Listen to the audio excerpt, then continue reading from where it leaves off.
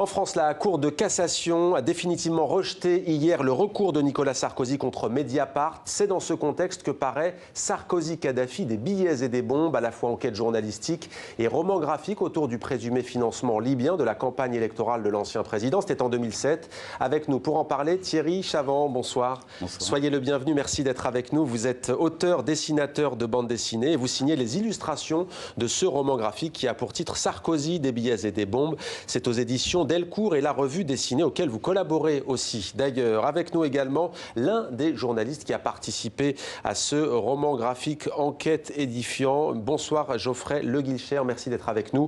Vous êtes journaliste indépendant, vous travaillez notamment à Mediapart ou encore au Zinrock. On va commencer avec vous. La BD commence par une scène étonnante. Racontez-nous ce qui se passe. On voit une communication téléphonique entre Mouammar Kadhafi, l'ancien dirigeant libyen, et l'ex-président français Nicolas Sarkozy. C'est issu d'un document qui a été consigné par les Libyens, qui est un enregistrement où en fait c'est leur premier contact, donc très diplomatique. Nicolas Sarkozy dit « Bonjour monsieur le guide, vous méritez le titre de guide ». Voilà, des deux côtés, c'est un peu des salam alek. Et en parallèle, Thierry à ce moment-là dessine la mort de Kadhafi.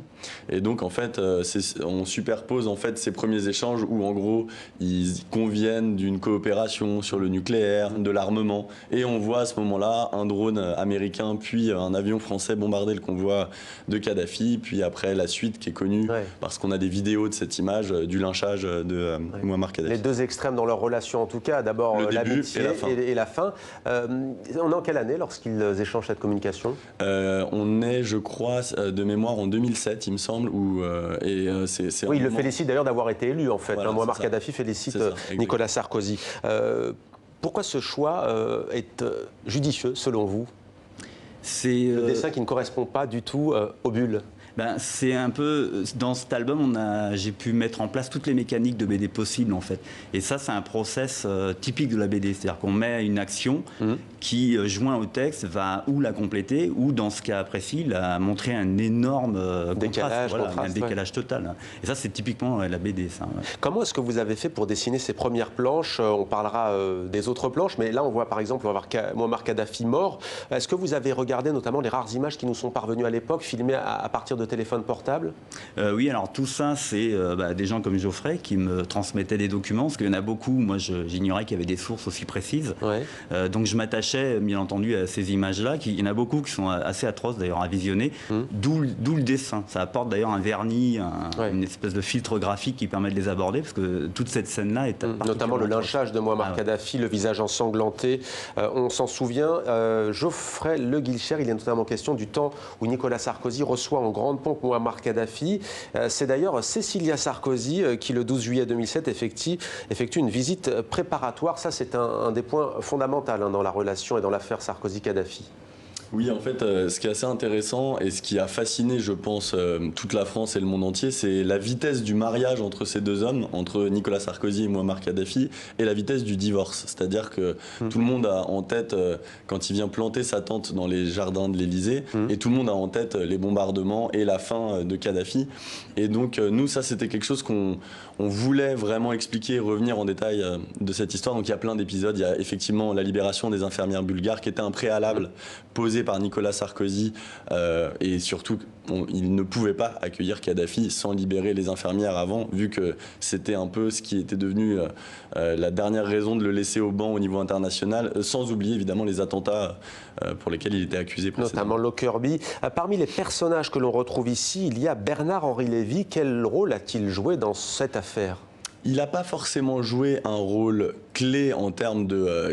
il aurait été un ministre des Affaires étrangères souterrain. C'est plus qu'à mon avis, il a joué un rôle d'opportunité pour Nicolas Sarkozy. À un moment donné, voilà, il a joué le rôle de l'intellectuel qui, au nom des droits de l'homme, au nom des bombardements, du fait qu'à l'époque, c'est ce qu'il disait, Mouammar Kadhafi bombardait sa population à Benghazi, il fallait intervenir. On est en plein printemps arabe. Voilà, exactement. Il se passe une vraie révolution en plus en parallèle, donc ça mélange beaucoup de choses. Et à ce moment-là, enfin nous, a posteriori, l'un des co-auteurs de la bande dessinée, Fabrice Arfi en l'occurrence, a pu voir a posteriori Bernard-Henri Lévy, qui a reconnu qu'à l'époque, ces informations étaient erronées, on va dire. Et donc, il le justifie aujourd'hui en disant « mais c'est pas grave, c'était une manière préventive l'objectif d'éviter les massacres. Ouais. Alors, autres protagonistes qui, contrairement à Bernard-Henri Lévy, sont mis en examen dans cette affaire, Claude Guéant et Éric Woerth. Parlons de Claude Guéant. À cette époque, il est secrétaire général de l'Élysée. Alors, il est même, avant ça, directeur de la campagne de Nicolas Sarkozy en 2007. Et après, effectivement, il va être secrétaire général de l'Élysée. Il est mis en examen pour recel de détournement de fonds publics, corruption passive et pour complicité de financement illégal de campagne électorale. Lui, il va organiser quoi au juste et avec qui? Avec Ziad Takieddine? Alors lui, il va être en contact effectivement avec l'intermédiaire Ziad Takieddine et il va, on va dire, être dans les gens qui sont en train de nouer les premiers contacts entre Mouammar Kadhafi et Nicolas Sarkozy. Et les enquêteurs se sont intéressés à Claude Guéant parce qu'ils ont retrouvé sur son compte un virement de 500 000 euros qui, en remontant assez loin, remonte à quelqu'un qui est lié aux intérêts libyens. Et aussi parce que entre 2003 et 2013, il n'a tiré sur son compte en banque, donc au guichet, que 800 euros de liquide, ce qui est très peu sur 10 ans. Et pendant le même temps, par rapport à son rythme de vie, les enquêteurs le soupçonnent d'avoir utilisé au bas mot 200 000 euros en cash. Alors 200 000 euros en cash, on va revenir sur l'argent liquide puisqu'on va parler d'un certain Boris Boilon, ancien ambassadeur. Vous dites, vous, qu'en bande dessinée, en roman graphique, jamais vous n'avez pu explorer de la sorte tous les genres de cette littérature. Que voulez-vous dire par là ? En fait, quand je suis arrivé sur ce projet, je ne pensais pas qu'il y aurait un nombre de scènes, de situations, de choses à montrer, à expliquer. Voilà, quasiment chaque scène est un genre BD dans cet album. J'ai eu des scènes de guerre, des scènes d'espionnage, il y a des scènes d'action, il y a du comics, il y a des super-héros. Il y a Cécilia Sarkozy en Superwoman, on va dire. Exactement, ouais. Et il y a aussi un raccourci, mais ça c'est typique de la BD aujourd'hui, de reportage, c'est-à-dire que j'arrive à schématiser en une planche des choses complexes. Par exemple, les circuits d'argent supposés de Claude Guéant. Il y a beaucoup de choses qui sont très faciles à expliquer en BD. Comment vous êtes-vous ressorti de cette expérience? D'ailleurs, je dis BD, j'utilise les deux, romans graphiques. Pour vous, c'est quoi cette BD? C'est un ovni? J'avoue que j'ai du mal à l'identifier moi-même. Déjà, c'était Franck Bourgeon qui m'avait proposé le projet à l'époque avec la revue dessinée, et je pensais connaître l'histoire à peu près. Et en fait, les premières réunions de travail qu'on a eues tous ensemble, le premier truc, ça a été une réaction humaine, c'est que j'étais très choqué par ce que j'apprenais. Et en tant que citoyen, j'étais scandalisé, faut le dire. Du coup, mais ça a été moteur. Ça m'a permis vraiment d'exprimer. J'ai été à la fois dans une contrainte d'information, mais aussi une grande liberté graphique. Alors, il y a des annexes aussi à la fin, notamment une lettre écrite en arabe. Nous sommes en décembre 2006, et là c'est un coup de tonnerre en France. C'est Mediapart qui révèle le document. Que dit cette lettre rédigée en arabe? Donc on imagine par la Libye. Exactement. Cette lettre, donc, qui était l'objet du recours de Nicolas Sarkozy, donc, qui a été rejeté jusqu'en cassation, dont vous parliez au début, en gros, elle signifie l'engagement de la Libye pour financer la campagne de Nicolas Sarkozy. C'est-à-dire que ce n'est pas une lettre qui indique un transfert effectif, ça indique une entente, voilà, sur la logique de financer cette campagne.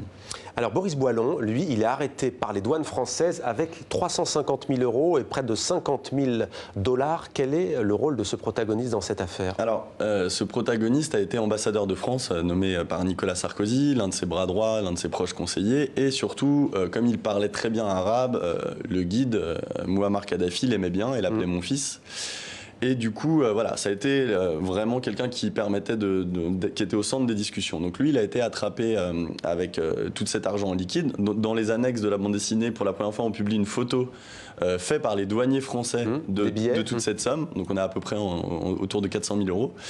Et voilà, nous, on voulait vraiment mettre ça à la fin pour que les gens puissent voir les éléments qu'on a. Il y a 35 annexes, il y en a beaucoup plus des documents, mais il y a 35 annexes qui nous paraissaient vraiment clés, qu'on a ajouté, et que quand Thierry raconte une histoire, la métaphorise et nous fait vivre toute cette histoire comme un thriller politique, ça n'empêche pas qu'on est extrêmement factuel, au ras des faits, et que voilà, pour les gens qui veulent aller plus loin, on peut aller plus loin en allant à la fin dans la bande dessinée voir ça. Justement, on y vient. Diriez-vous que c'est le genre journalistique, cette BD, le roman graphique, c'est l'avenir du journalisme? Je pense que c'est l'un des genres qui a un avenir gigantesque dans le journalisme, qui a aussi un passé. Il y a des grands noms, il y a Joe Sacco, même Art Spiegelman qui avant comportait le genre au niveau de l'art. Mais je pense que c'est vraiment, ça permet de toucher un grand public. Tout le monde peut comprendre des histoires très complexes et en même temps se détendre. Aussi, voilà. Merci beaucoup à tous les deux d'être venus sur notre plateau. Donc, cette bande dessinée Sarkozy, Kadhafi, des billets et des bombes, édition Delcourt, la revue dessinée. Merci à vous.